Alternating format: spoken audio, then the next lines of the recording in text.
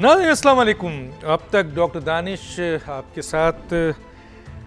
आज जो अहम तरीन एक अहम तरीन दिन था आज, जो मौजूदा सूरत हाल है उसके लिहाज से, और कल भी एक अहम तरीन दिन है। आज इत्तेहादी जमातों की और कैबिनेट की जो है वो मीटिंग हुई।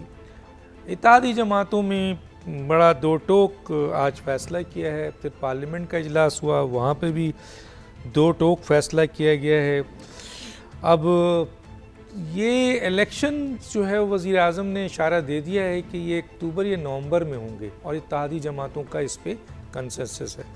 और उन्होंने वाज़ेह तौर पर सुप्रीम कोर्ट को कह दिया है कि आप पंचायत कमेटी नहीं है, ना मसालती कमेटी हैं, ये काम आपका नहीं है। आप आइन की तशरीह करें या कानून और आइन पे फैसला करें। बड़ा दो टोक वज़ीर आज़म ने ये स्टेटमेंट दिया है, शायद पहली दफ़ा दिया है, और शायद इस वजह से दिया है कि मौलाना फजल रहमान साहब बहुत इस मामले में सख्त भी हैं और नाराज़ भी थे कि हुकूमत बहुत ही बुज़दिलाना अमल कर रही है, और पीडीएम के सरबराह की हैसियत से उन्होंने बहुत सख्त मौक़िफ़ लिया है, जिसकी बुनियाद पर फिर बिलावल भुट्टो ने भी सख्त मौक़िफ़ लिया। तो वज़ीर आज़म ने बड़ा स्टेटमेंट दिया है। एक तो ये दिया है कि जनाब अक्टूबर, मुझे लगता है कि जो उन्होंने नवंबर का लफ्ज़ दिया है, तो नवंबर अगस्त में क्योंकि ख़त्म हो रही है वो मरकज़ी हुकूमत, तो एक साथ इलेक्शन होगा। तो लगता ही है कि 11 नवंबर या 18 नवंबर को पाकिस्तान में इलेक्शन होगा, अगर हालात सही रहे,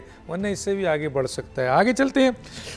तौहीन पार्लियामेंट के ऊपर 3 जजेस को, जिसमें चीफ जस्टिस भी हैं और 2 जजेस हैं, जो 3 रुकनी बेंच है, उनको बुलाया जा रहा है। ये डिसाइड हो चुका है। अब देखते हैं कि इसके ऊपर अमल दरामद होता है या नहीं होता है। और दूसरी एक और चीज़ कि स्पीकर साहब चीफ जस्टिस साहब को या तमाम जजेस को ख़त लिख रहे हैं कि आप पार्लियामेंट के तौहीन ना करें, पार्लियामेंटेरियन के जज्बात का एहसास करें।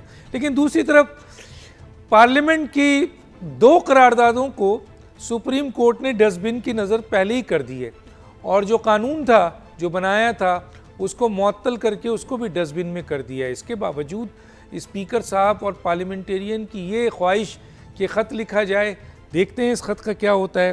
कल 27 है, उस पर डेडलाइन ख़त्म हो रही है, क्या एक्शन लेती है ये 3 रुकनी बेंच। आया ये 3 रुकनी बेंच जनाब कायदे ऐवान, जनाब आपके चीफ़ एग्जीक्यूटिव, उनको बुलाती है या नहीं बुलाती है, सरेंडर करती है, पीछे हटती है, क्या सूरत हाल होती है। लेकिन बज़ाहिर एक बात तो क्लियर हो गई कि अगर कोई मुज़ाकरात होंगे तो वो पार्लियामेंट में होंगे, पार्लियामेंट से बाहर नहीं होंगे, और वो भी अगर मौलाना फजल रहमान साहब चाहेंगे। ये लुब्बे लुबाब है। DGISPR की प्रेस कॉन्फ्रेंस आई, उस पर उन्होंने बहुत ज़बरदस्त प्रेस कॉन्फ्रेंस की। उसमें एक चीज़ जो थी वो ये हुई कि इमरान खान साहब ने उसके फ़ौरन बाद फिर फ़ौज पे संगीन इल्ज़ामात लगा दिया। इन इश्यूज़ पे भी बात करेंगे, और एटमी एतबार के बारे में इमरान खान का गैर जानिबदाराना बयान है, वक्त मिला तो उस पर भी बात करेंगे। जनरल बाजवा की हिमायत में जो बयानात हैं इमरान खान के, वो भी हैं, और जो उनके ऊपर गोलाबारी है वो भी है। देखते हैं क्या होता है। 2 मेहमान हैं हमारे पास। एजाजुल हक साहब, सरबराह पाकिस्तान लीग ज़िया, आपका बहुत शुक्रिया सर, आपने ज्वाइन किया। अकबर एस बाबर साहब, फाउंडिंग मेंबर पाकिस्तान तहरीक इंसाफ, आपका भी बहुत शुक्रिया। एजाजुल हक साहब, आपकी तरफ आता हूँ। आज की सारी कार्रवाई आपके सामने है, और बज़ाहिर वज़ीर आज़म ने बड़ी बहादुराना कह दूँ, अभी तो नहीं पता आगे क्या होगा, एकदम बहुत सी चीज़ों में हर जगह यू टर्न होता है, तो बहुत ही बहादुराना लोग कह रहे हैं कि जी उन्होंने स्टेटमेंट दे दिया। एक तो ये कि आप पंचायत कमेटी नहीं है, आप मसालत नहीं करा सकते, और आपका काम ये है, आप ये करें, और इलेक्शन अगर हुआ तो अक्टूबर या नवंबर को होगा। क्या कहेंगे सर? देखें, इस वक्त ना एक महाजराई की फ़ज़ा पैदा की जा रही है, और नैरेटिव बिल्ड करने की जो है वो कोशिश की जा रही है कि किस तरह से एक ऐसा नैरेटिव बिल्ड करें जिसको लेकर हम आवाम में जा सकें। और अगर ये समझ रहे हैं वज़ीर आज़म कि वो सुप्रीम कोर्ट से महाजराई करके तो शायद वहाँ पहुँच जाएंगे जहाँ वो पहुँचना चाह रहे हैं, तो मुझे नहीं लगता। देखें, 90 दिन का आइन के अंदर बिल्कुल वाज़े दिया हुआ है। हाँ, ये आर्ग्यूमेंट अपनी जगह है कि क्या KPK फ़र्क है, पंजाब फ़र्क है, इसीलिए हमने ये कहा था कि कोई एक तारीख का ऐलान कर दिया जाए जिस पे एक कंसेंसस इवॉल्व किया जाए। इस पर किसी को दो राय नहीं है। लेकिन आप ये कहें जनाब कि सुप्रीम कोर्ट का कोई हक़ नहीं बनता कि वो इस पर सुओ मोटो लें, सुप्रीम कोर्ट का कोई हक़ नहीं बनता कि वो हमें कहें हम इलेक्शंस करवाएं। फिर तो ये होगा कि जो भी आगे काबिज़ हो जाएगा वो कहेगा जाए, फिर अब देखते हैं कि हम क्या करते हैं, 90 दिन को क्या होते हैं, हमारी मर्ज़ी। तो अगर इस तरह की मतलब जमहूरियत और सियासत लानी है तो आपकी अंदरून मुल्क भी जागसाई होगी, बैरून मुल्क भी जागसाई होगी। माजी के अंदर भी आपने देखा कि सुप्रीम कोर्ट पर हमला हुआ और उसके क्या नताइज निकले थे। 97 में हमला उन्होंने कर दिया, लेकिन 99 में फिर जो हुआ वो सबके सामने है।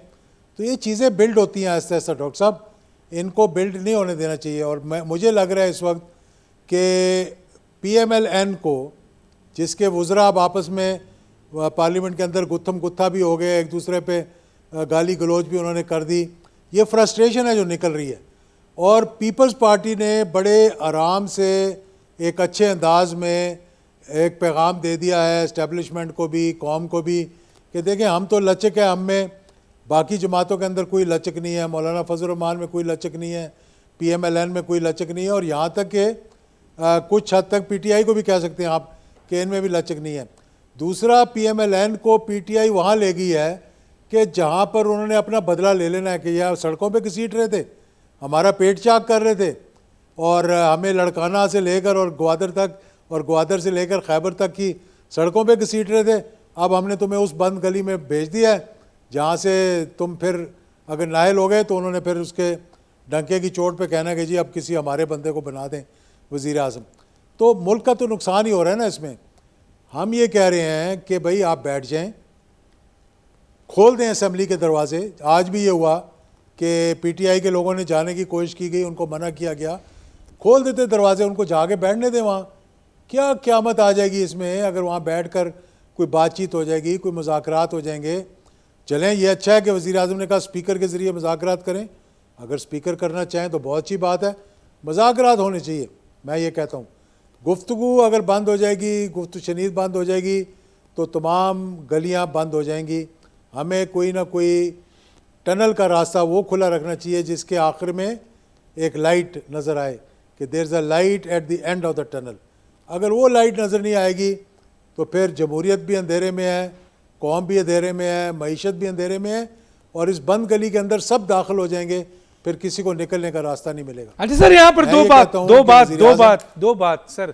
एक तो ये है कि आप माशाल्लाह कह रहे हैं कि 90 डेज़ का इलेक्शन का आइन में मौजूद है, बिल्कुल मौजूद है, आइन का आर्टिकल 224 मौजूद है।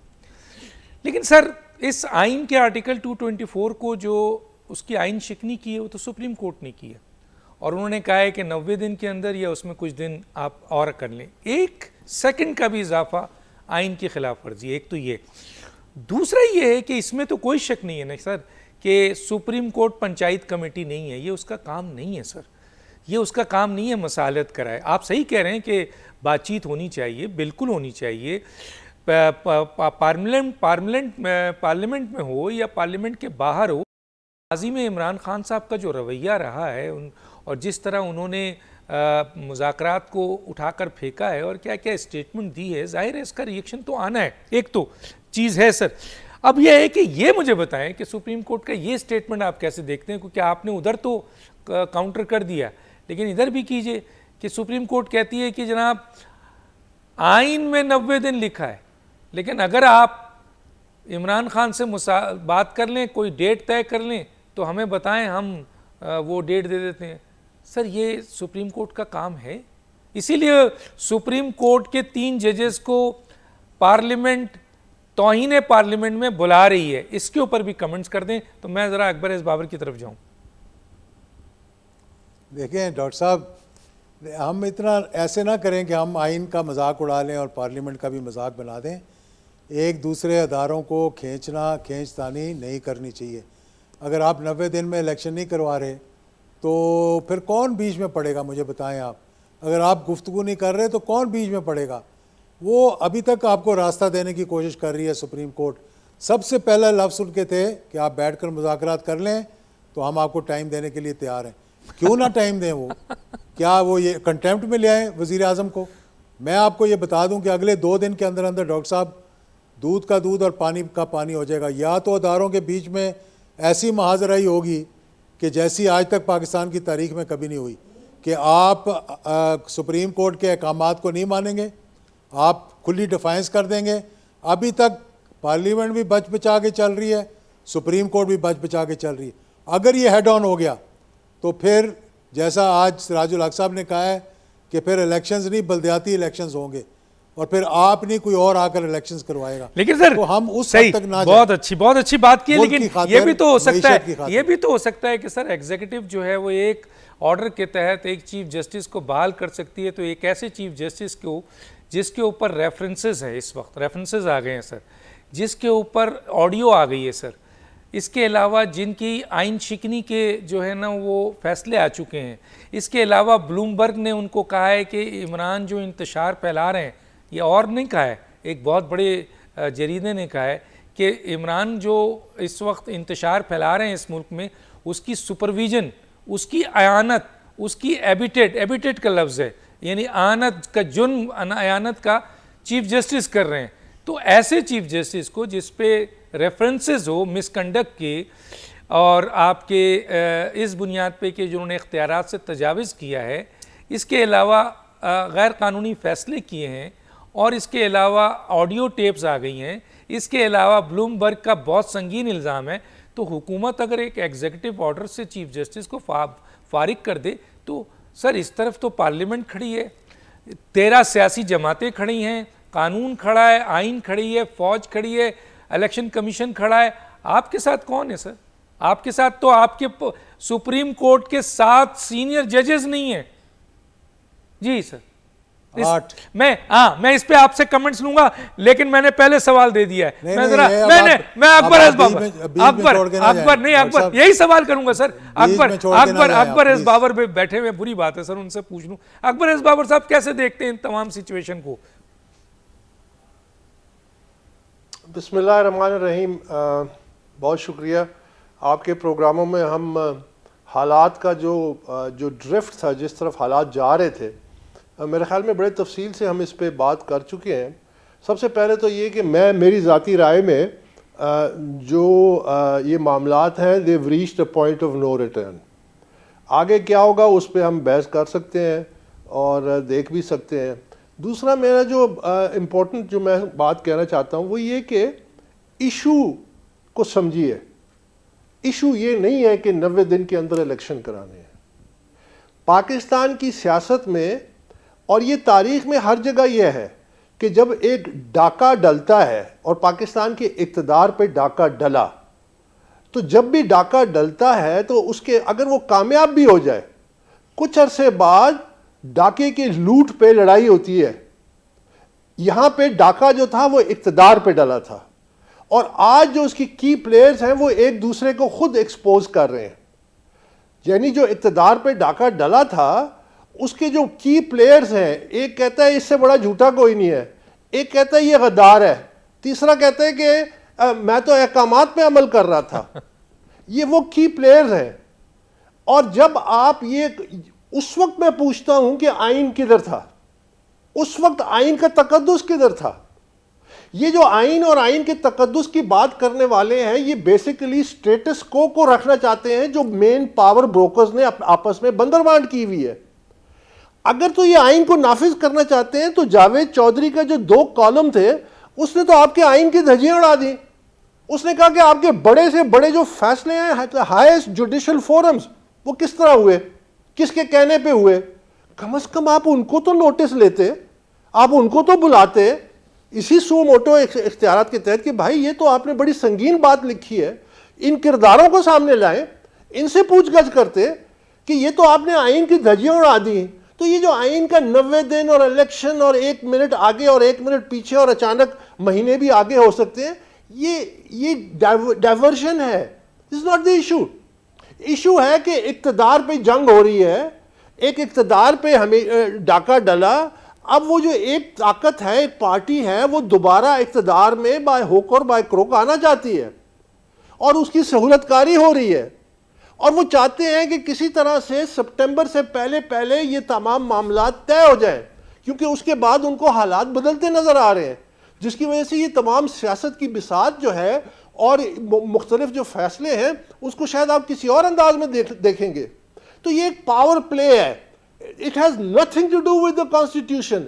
अगर कॉन्स्टिट्यूशन है 90 डे अगर इनको इतना अजीज है, तो वो जो अवाम जो मर गई है, उनकी जो हालात हैं, जो महंगाई है, जो बेरोजगारी है, जो बर्बादी है, उसका क्यों नहीं नोटिस लेते? वो कोई आइन में फंडामेंटल राइट्स लिखे हुए हैं ना, तो जो फंडामेंटल राइट्स रोजाना ट्रैम्पल होते हैं उस पर कोई नोटिस क्यों नहीं लेता? ये सिर्फ इस बात पे क्यों इतना नोटिस लेते हैं और इतने सेंसिटिव है, इतने टची किए? तो वी मस्ट बी रियलिस्टिक कि ये पावर प्ले है और इस पावर प्ले में कुछ टाइम फ्रेम है, वो टाइम फ्रेम गुजर जाए तो ये पावर प्ले चेंज होता है और ये फंडामेंटली चेंज होता है। इस पे झगड़ा है, इस पे लड़ाई है और वो किसी हद तक भी जाने के लिए तैयार है और वो जा रहे हैं, जिसके नतीजे आपके सामने आ जाएंगे, क्योंकि I think we have reached a point of no return जहां पे अब ये something will have to crack, something will have to give. मैं तो वे फॉरवर्ड देता रहा हूं, मैं तो आपको कह रहा हूं ये जो कहते हैं ना इलेक्शन, मैं तो कहता हूं कराओ इलेक्शन और उसके बाद देखना पाकिस्तान के हालात। क्या ये सियासी जमातें वो नर्सरी प्रोवाइड करती हैं लीडरशिप की? ये कौन सी जमहूरियत है? बरतानिया में तो 5 सालों में 5 वज़ीर-ए-आज़म अपनी सियासी जमात खुद बदल देता है। वो तो जमहूरियत है, वहां पे एक इंडियन निजात जो है वो प्राइम मिनिस्टर बनता है, पाकिस्तानी निजात 2 दफा मेयर बनता है, लेबर पार्टी के अंदर से नीचे से ऊपर आता है। स्कॉटलैंड में अभी जो एक पाकिस्तानी निजात उनका प्राइम मिनिस्टर लग गया, वहां तो जमहूरियत है भाई। यहां कौन सी जमहूरियत है? जब जमहूरियत का तो मकसद होता है आपके हकूक के तहफ़्फ़ुज़, आवाम के, मेरे और आपके, उसका मतलब है कि वो माशरा जो है तरक्की करे, उसकी इकोनॉमिक डेवलपमेंट हो, वो इकोनॉमिक बास्केट केस ना बने जैसा कि हम बन चुके हैं डिस्पाइट ऑल द रिसोर्सेज। तो ये जो आइन कहते हैं ना, ये जो आइन का तकद्दुस, मैं तो कहता हूं कि आइन को नाफिज करो। एक तरफ आइन को नाफिज नहीं करते हो, दूसरा आइन को इस्तेमाल करके इक़्तिदार की जंग में अपने लिए सहूलतकारी पैदा करते हो। ये कौन सा आइन है? ये कौन से हकूक है? आप हकूक पे बात करें लोगों के, उसके लिए रिफॉर्म्स की जरूरत है। आपने सियासी जमातों में रिफॉर्म्स करनी है, उनको इदारा बनाना है। आपने जुडिशल रिफॉर्म्स करनी है, आप जुडिशरी पे एक रिटायर्ड क्रेडिबल जजेस पे कमीशन बनाएं through an act of parliament और स्क्रीनिंग करें। आपको इकोनॉमी को रिवाइव करना है, आप इलेक्शन कर लें। मैं तो कहता हूं, मैं I am not one of दोस्त कि मैं कहता हूं नहीं, पर मैं आपको कह रहा हूं पाकिस्तान को 5 साल, 3 से 5 साल का रिप्रीव चाहिए, टाइम आउट चाहिए। ये जो नॉनसेंस डिस्ट्रक्टिव पॉलिटिक्स चल रही है under the cover of the constitution, इसने पाकिस्तान को तबाह कर दिया है। और ये वो लोग हैं जिन्होंने इक़्तिदार पे डाका डाला है और उसकी पूरी तारीख है और वो खुद एक दूसरे को एक्सपोज कर रहे हैं। So how can you trust? अच्छा सर, एक सवाल आपसे करूंगा, फिर जाऊंगा एजाजुल हक साहब की तरफ। सर मुझे ये बताइए कि अब तो इंटरनेशनल जो इदारे हैं, पाकिस्तान का मीडिया छोड़िए, पाकिस्तान के एनालिस्ट को छोड़िए, पाकिस्तान की सियासी जमातों को छोड़िए, तो इंटरनेशनल जो बड़े जरीदे हैं, टाइम्स मैगज़ीन है, वॉल स्ट्रीट जर्नल है और अब ब्लूमबर्ग, सर इन्होंने इमरान खान साहब को मौशी तबाही का ज़िम्मेदार ठहराया है, सियासी अखलाकी तबाही का ज़िम्मेदार ठहराया है, दहशत गर्दों को एंट्री देने का दोबारा ज़िम्मेदार कराया है, मजहबी जुनूनियत फैलाने का ज़िम्मेदार ठहराया है, और उसके साथ साथ वो कहते हैं कि पाकिस्तान की तबाही के ज़िम्मेदार और इसके अलावा इंस्टीट्यूशन को तोड़ने के ज़िम्मेदार भी उनको ठहराया है। और उसके बाद ब्लूमबर्ग ने तो यहाँ तक कह दिया कि इन तमाम चीज़ों में चीफ जस्टिस ऑफ पाकिस्तान आनत कर रहे हैं, सुपरवाइज कर रहे हैं, एक बहुत बड़ी पोस्ट पे बैठा हुआ आदमी, सहूलतकार बने हुए। क्या कहेंगे सर इस पे थोड़ा सा, ताकि मैं फिर आगे जाऊं सर? देखिए, इसमें मैं ब्रीफली ये कहना चाहता हूँ कि जो बातें अब इंटरनेशनल मीडिया कह रहा है, जब अकबर एस बाबर कहता था पिछले 8-10 साल से, तो कहते थे ये पर्सनल वेंडेटा है, एक कोई पर्सनल इशू है इनका आपस में जिसकी वजह से ये इस हद तक किया।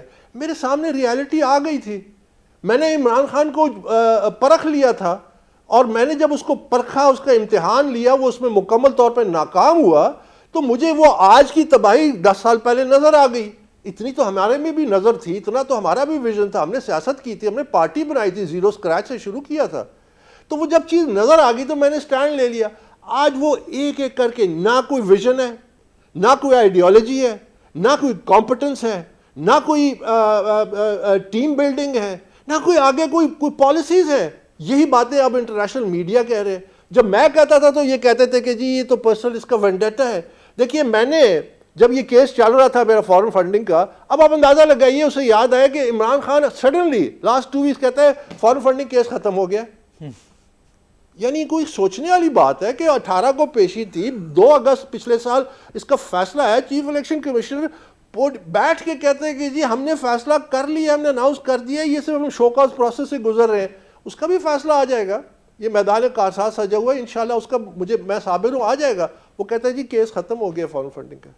अब कौन बात करे, यानी किस कोई हद होती है। मैं एक ब्रेक पे जाऊंगा, मैं एक ब्रेक पे जाऊंगा और इस पे आपसे बात करूंगा, लेकिन यहां कहता हुआ जाऊं कि सर आप सिर्फ फॉरेन फंडिंग पे कह रहे हैं। इमरान खान साहब ने आर्मी चीफ के मुतालिक, जो साबिक आर्मी चीफ थे, उसके मुतालिक क्या कुछ नहीं कहा और उसके बाद अब क्या कह रहे हैं। तो ये तो सर बहुत बड़ा क्वेश्चन है, वो इजाजुल हक साहब भी बता सकेंगे, साथी है उनके। एक छोटा सा ब्रेक, फिर वापस आते हैं।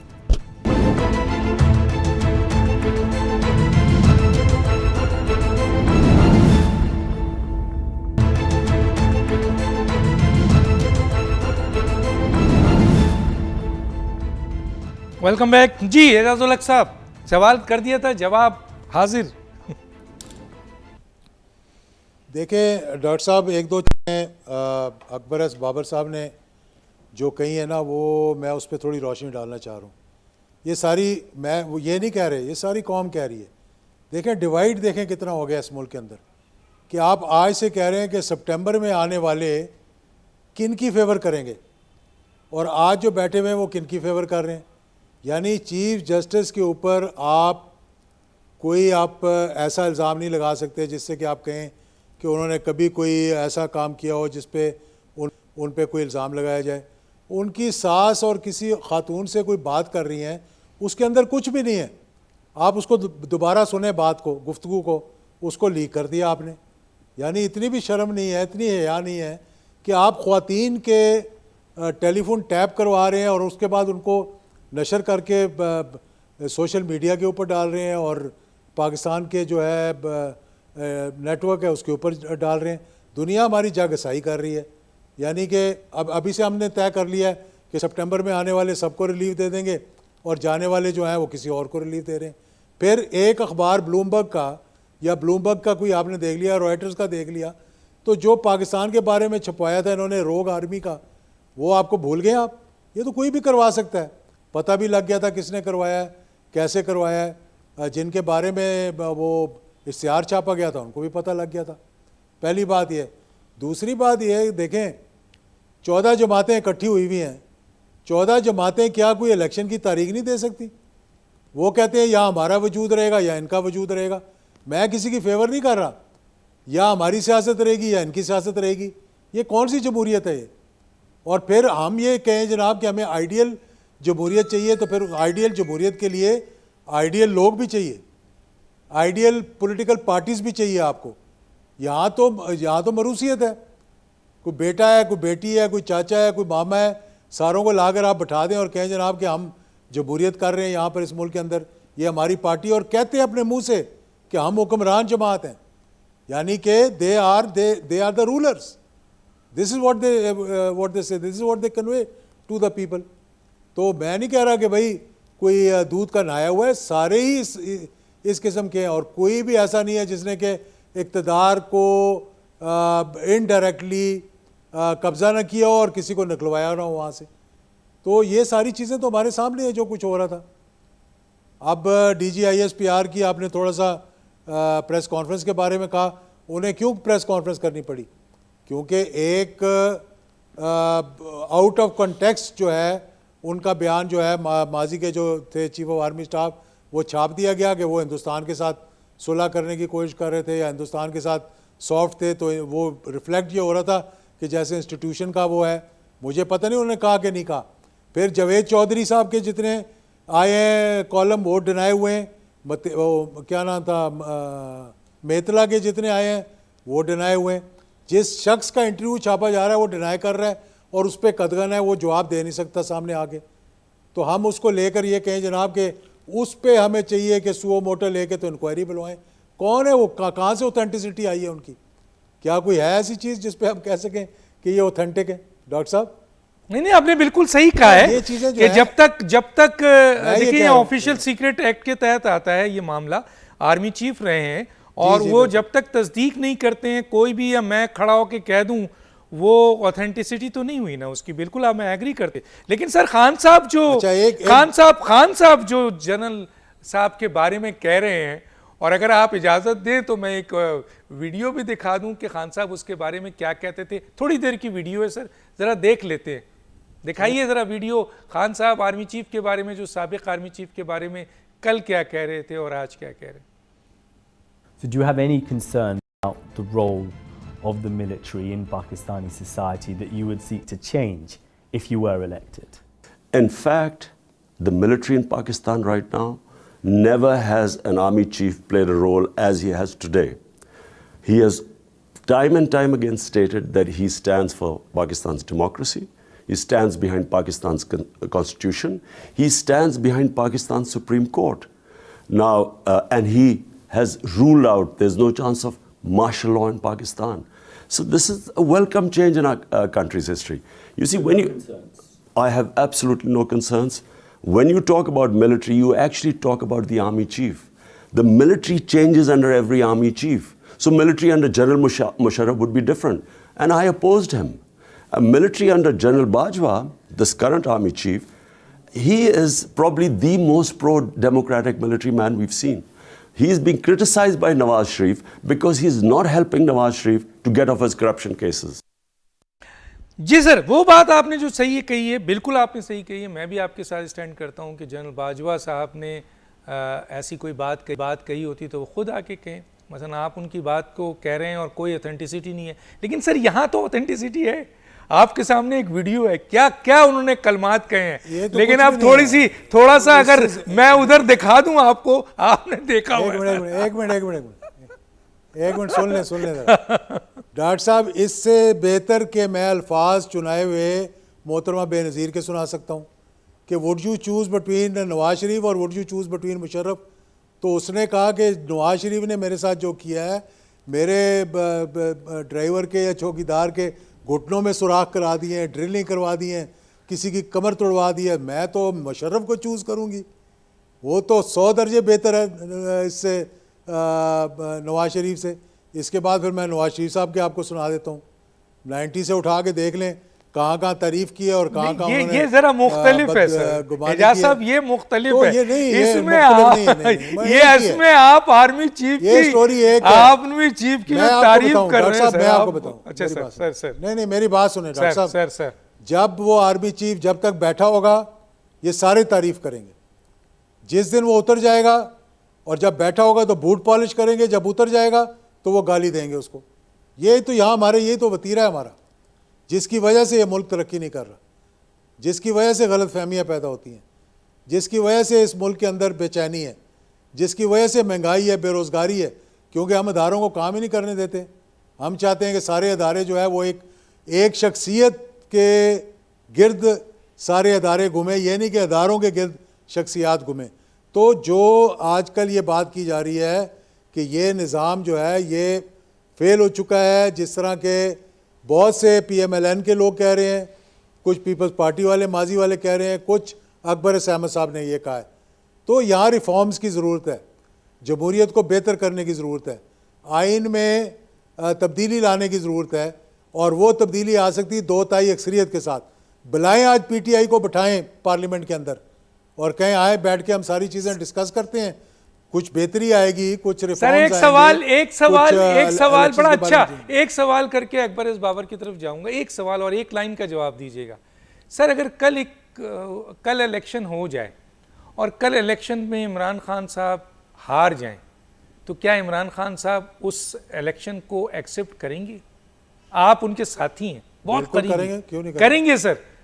आप कह रहे हैं करेंगे, मैं रिकॉर्ड का हिस्सा कर लूं सर, रिकॉर्ड का हिस्सा कर लूं, इसको इजाजत है? हाँ कर लें आप रिकॉर्ड का हिस्सा। अब बेईमानी नहीं होगी, ट्रांसपेरेंट नहीं सर, ये तो ये देखिए ना, ये तो सर देखें, बेईमानी तो आज तक आप जितने भी हुए हैं उस पे हारने वाला यही तो कहता है कि बेईमानी है। 2018 पे तो ये कह रहे थे ना। नहीं तो फिर इसका मतलब है हमने इलेक्शन ही नहीं कराने मुल्क के नहीं कराएं इलेक्शन। मैं तो कह रहा हूँ इलेक्शन कराएं, कल ही कराएं। लेकिन बस इतनी गारंटी आप दे दें सर कि इमरान खान साहब ये मान ले इलेक्शन कि अगर हार गए तो फिर वो मानेंगे, ये आप दे दें, और आपने दे दिया। क्या नवाज शरीफ और जरदारी और बिलावल इलेक्शन और मौलाना फजल रहमान मान लेंगे? सर उन्होंने मान लिया ना, लास्ट 2018 का इलेक्शन नहीं होने के बावजूद मान के मैं बैठ गए 18 की पार्लियामेंट। बात नहीं कर रहा, मैं 2023 की बात कर रहा हूँ, जहाँ ये कह सर, रहे हैं कि या हमारी सियासत रहेगी या इसकी सियासत रहेगी, या हमारा वजूद ये रहेगा सियासी, या इसका वजूद रहेगा। ये तो सियासत ये है तो ना कोट सर। अनकोट दोनों सियासी जमातें एक दूसरे को खत्म करने की बात करती हैं, बाद में इत्तेहाद में भी चली जाती हैं। अकबर एस बाबर साहब क्या कहते हैं इसके ऊपर? सियासी जमातें 14 सियासी जमातें सर, इलेक्शन से सर, भाग रही हैं। सर सर जी, पूरे पाकिस्तान को पता है कि वो सर, इलेक्शन नहीं करवाना चाह सर रहे। सर सर पूरे यस, अकबर पाकिस्तान एस को बाबर पता है, डॉक्टर साहब। साहब मैं आता हूँ आज भी आपकी तरफ, कहता आता हूँ कि एजाजुल हक elections साहब, करवाएं, एजाजुल हक साहब, आता हूँ आपकी तरफ जी। अकबर एस बाबर साहब, डॉक्टर साहब आप कहे, मैं बोलता ही नहीं हूँ। नहीं नहीं बोले सर, बोले, आपको कौन मना करेगा सर।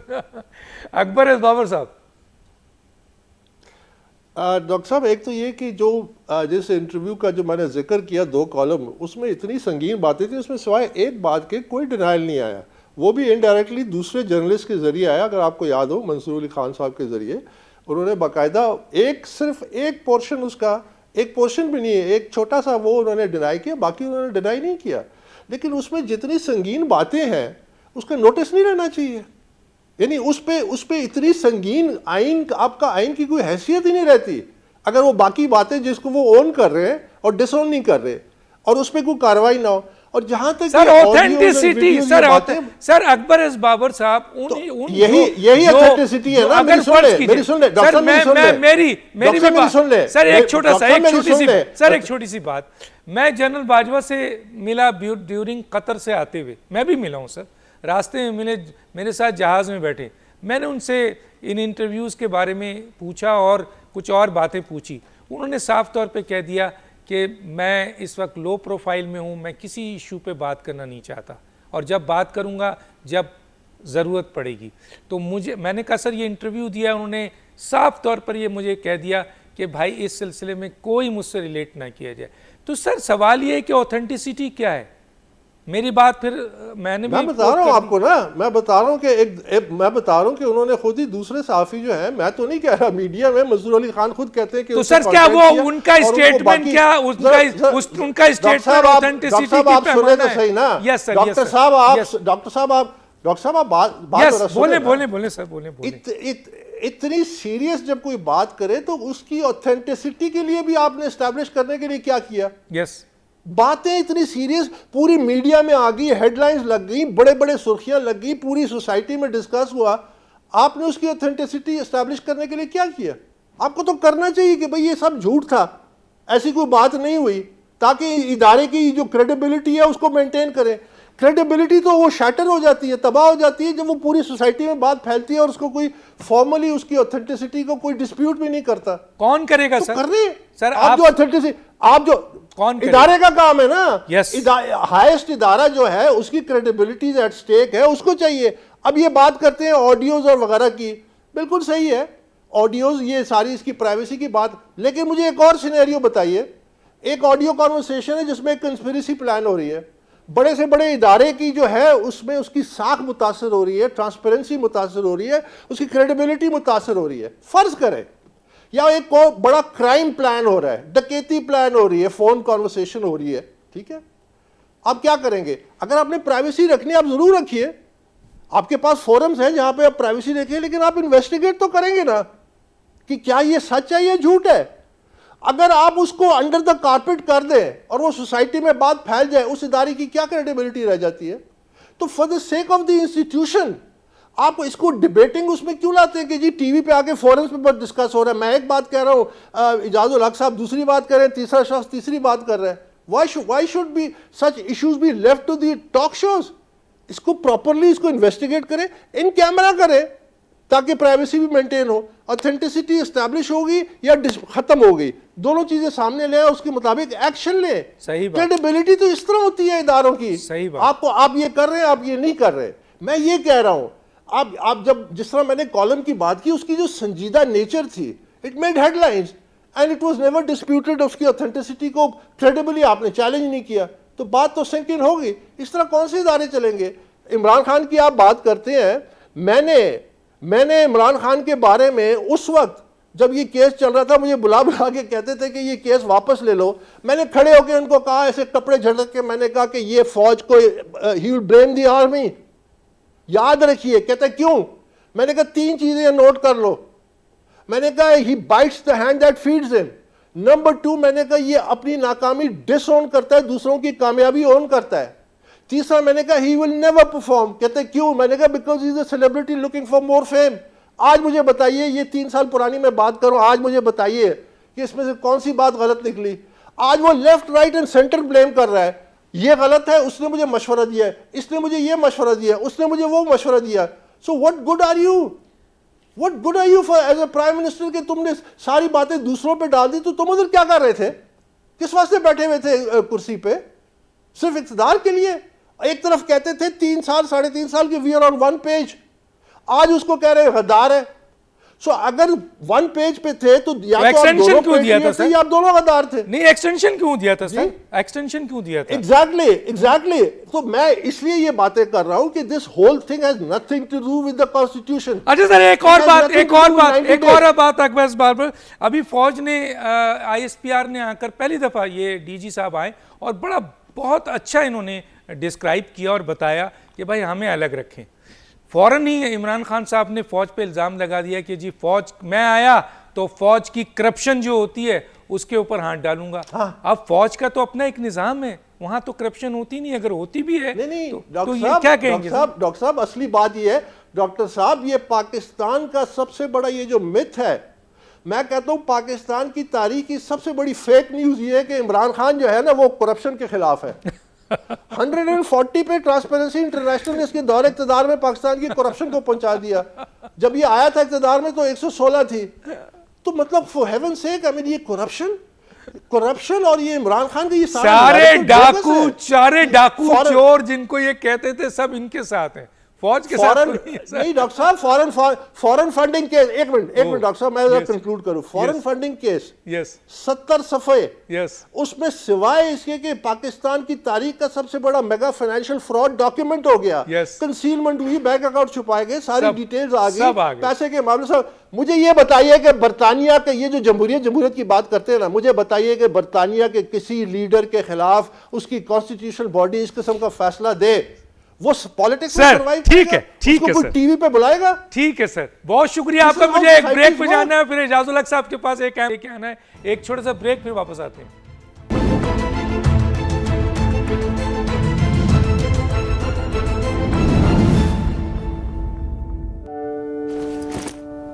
क्या हुआ? स्कूल में लड़कियों ने तंग किया। बैठो, ये देखो तुम्हारे बाल, इन्हें खींचो, मड़ोड़ो, तंग करो।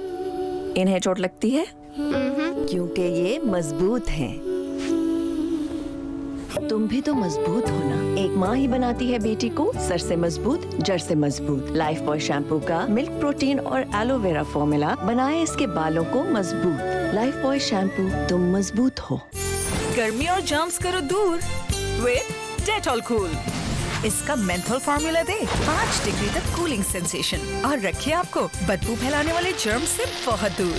रहो गर्मी से दूर और 5 डिग्री कूल। क्या हुआ? स्कूल में लड़कियों ने तंग किया। बैठो, ये देखो तुम्हारे बाल, इन्हें खींचो, मड़ोड़ो, तंग करो। इन्हें चोट लगती है? क्योंकि ये मजबूत हैं। तुम भी तो मजबूत हो ना। एक माँ ही बनाती है बेटी को सर से मजबूत, जड़ से मजबूत। लाइफ बॉय शैम्पू का मिल्क प्रोटीन और एलोवेरा फॉर्मूला बनाए इसके बालों को मजबूत। लाइफ बॉय शैम्पू, तुम मजबूत हो। डेंगू के खिलाफ इलाज से बेहतर रहेगी मुकम्मल एहतियात। और मुकम्मल तहफ़्फ़ुज़ के लिए हमारा मशवरा मोर्टीन स्प्रे। इसका ताकतवर फॉर्मूला 100% डेंगू मच्छरों को मार गिरा। डेंगू के खिलाफ डॉक्टर्स की नंबर 1 चॉइस।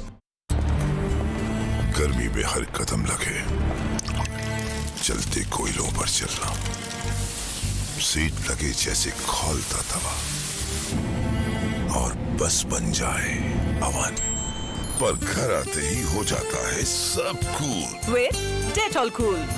इसका मेंथोल फार्मूला दे 5 डिग्री तक कूलिंग सेंसेशन और रखे आपको बदबू फैलाने वाले जर्म से बहुत दूर। रहो गर्मी से दूर और 5 degree cool. I can do this. I am strong girl. और कोई चॉइस ही नहीं। ये क्या, ईद की दावत की इतनी नर्वसनेस? नहीं, पार्लर वैक्सिंग का डर। अरे ये रहा तुम्हारा पेन फ्री पार्लर। इससे मिले पार्लर लाइक स्मूथनेस, वो भी विदाउट एनी पेन। ईद मुबारक। इसलिए 9 out of 10 women prefer wheat। तो इस ईद जस्ट व्हीट से जीते सोने के सिक्के। ट्यूब पे मौजूदा को इस नंबर पर व्हाट्सएप करें और जीते सोने के सिक्के। डेंगू के खिलाफ इलाज से बेहतर रहेगी मुकम्मल एहतियात। मोर्टीन LED के साथ हम रखें अपनी फैमिलीज को डेंगू से बिल्कुल महफूज। इसका ताकतवर फॉर्मूला दे 100% तहफ़्फ़ुज़। डेंगू के खिलाफ मदर्स की नंबर 1 चॉइस। ये रहा तुम्हारा पेन फ्री पार्लर। इससे मिले पार्लर लाइक स्मूथनेस, वो भी विदाउट एनी पेन। ईद मुबारक। इसलिए 9 out of 10 women prefer wheat। तो इस ईद जस्ट व्हीट। क्या हुआ? स्कूल में लड़कियों ने तंग किया। बैठो, ये देखो तुम्हारे बाल। इन्हें खींचो, मड़ोड़ो, तंग करो। इन्हें चोट लगती है? क्योंकि ये मजबूत हैं। तुम भी तो मजबूत हो ना। एक माँ ही बनाती है बेटी को सर से मजबूत, जड़ से मजबूत। लाइफ बॉय शैम्पू का मिल्क प्रोटीन और एलोवेरा फॉर्मूला बनाए इसके बालों को मजबूत। लाइफ बॉय शैम्पू, तुम मजबूत हो।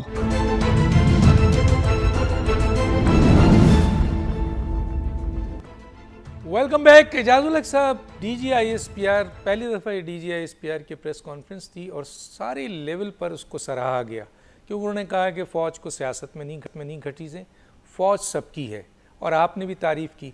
लेकिन सर आपके दोस्त इमरान खान ने फ़ौरन इल्ज़ाम लगा दिया कि फ़ौज में जो करप्शन हो रही है मैं अगर हुकूमत में आया तो होने नहीं दूंगा। क्या कहेंगे सर इस पर? देखें, फ़ौज का अपना एक अकाउंटेबिलिटी का प्रोसेस है जिस तरह जुडिशरी का है। और आपने देखा है कि फ़ौज के अंदर मुतअद्दिद सीनियर जो ऑफिसर्स हैं उनको तकरीबन हर दौर के अंदर कुछ ना कुछ सज़ाएं मिली हैं और जहाँ भी कहीं कोई गलती पकड़ी गई है और कईयों को फिर बाद में प्रूफ ना हो तो माफ़ी भी मिल गई है। तो एक ये कंटिन्यूस प्रोसेस है अकाउंटेबिलिटी का जो मैं खुद देखता आ रहा हूँ पिछले 40-45 साल से। तो मेरा नहीं ख्याल कि इस किस्म के इल्ज़ामात लगाना पॉलिटिशियंस का काम है कि हम एक अदारे को पकड़कर और उसके बारे में इस किस्म की गुफ्तगू शुरू कर दें। तो मुझे मालूम नहीं है, मैंने ये बयान उनका देखा नहीं कि क्या उन्होंने कहा है, लेकिन अगर उन्होंने कहा है तो फिर उनको शायद या तो इल्म नहीं है या फिर किसी ने गलत उनको फीडबैक दिया। अच्छा सर, इसीलिए एक ट्वीट हुआ है कि Imran Khan you have prove that the incompetency is more dangerous than corruption. मैं ज़रा चला जाता हूँ अकबर एस बाबर साहब की तरफ। अकबर एस बाबर साहब, एक चीज़ पे मैं ज़रा आपकी राय लेना चाहता हूँ। सर, लोग कह रहे हैं कि ज़मान पार्क के अंदर मजहबियत फैलाई जा रही है, इंतहा पसंदी हो रही है, वहाँ शिर्क की बातें हो रही हैं, वहाँ आपके बिदत हो रही है, वहाँ अजीब व गरीब वो बच्चा कभी कोई औरत, वहाँ मजलिसें हो रही हैं और नऊजुबिल्ला खान साहब को वली और पैगंबर और पता नहीं क्या कुछ बनाया जा रहा है। क्या सर ये रियासत का काम नहीं कि इन चीज़ों को रोके? क्या कहेंगे अकबर बाबर साहब इस पे?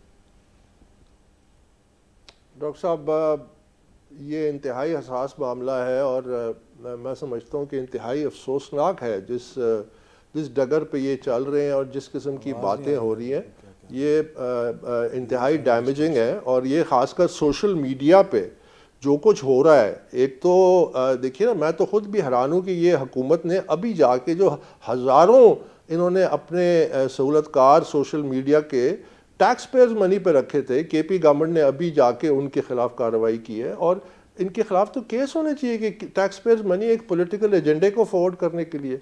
इसी तरह बाहर मुल्कों में जो हमारे कुछ दुश्मन ममालिक हैं, जो रिपोर्ट्स आ रही हैं, वो भी इसमें अपना एक हिस्सा अदा कर रहे हैं और बाहर से सोशल मीडिया में इन चीज़ों को प्रमोट करते हैं। ये बड़ी डेंजरस हैं, बड़ी लीथल हैं। ये पाकिस्तान की सोसाइटी को बहुत इससे नुकसानात हो सकते हैं अगर इसको प्रॉपर्ली एड्रेस ना किया जाए। और फिर उसमें एक और भी एक तबका हमारा आता है, जबकि मैं आज पहली दफ़ा आपके प्रोग्राम में कुछ खुल के बातें करना चाहता हूँ। मसलन ये जो ओवरसीज़ पाकिस्तानीज़ हैं, इसमें एक ख़ास एक तबका है जो सपोर्ट करता है। दो किस्म के ओवरसीज़ पाकिस्तानीज़ हैं। एक है जो मिडल ईस्ट में हैं, जो रिस्क हलाल की कमाई के लिए वहाँ जाते हैं, वहाँ से रेमिटेंसेस भेजते हैं। 70-80% रेमिटेंसेस उनके जो आते हैं और उनको सलाम पेश करते हैं कि वो रिस्क के लिए गए हुए हैं, अपने ख़ानदानों की बेहतरी के लिए गए हुए हैं। But then there is another class of overseas Pakistani जो ये मैं उस छोटे तबके की बात कर रहा हूँ जो इनको करते हैं। वो हैं, वो प्रोफेशनल्स हैं, डॉक्टर्स, इंजीनियर्स, अच्छे, जो यहाँ पे भी बहुत अच्छे होते थे और एक अफ्लुएंट सोसाइटी का हिस्सा बन सकते थे या थे। वो यहाँ से चले गए नॉर्थ अमेरिका, कनाडा, वो और ऑस्ट्रेलिया और न्यूजीलैंड।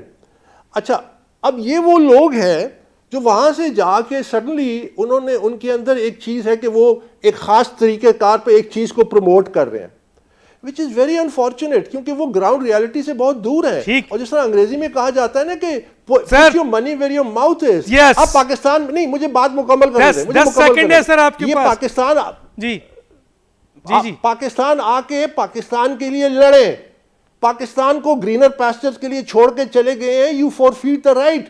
आप यहाँ पे आए, यहाँ लड़े जिस तरह हम सारे लड़ रहे हैं। मैंने भी तो मुकाबला किया ना, बाकी पाकिस्तानी भी मुकाबला कर रहे हैं। और ये इसलिए मैं कह रहा हूं कि देखिए, पाकिस्तान में एक साइकोलॉजी बनाई जा रही है डिफीटिज्म की। हम आस्ते आस्ते कश्मीर पे जब बात करते हैं तो हम अपना हाथ धोने की बात करते हैं कि जी आर्टिकल 370 से उन्होंने वो कर दिया, कश्मीर हमारे हाथ से निकल गया। भाई क्यों निकल गया?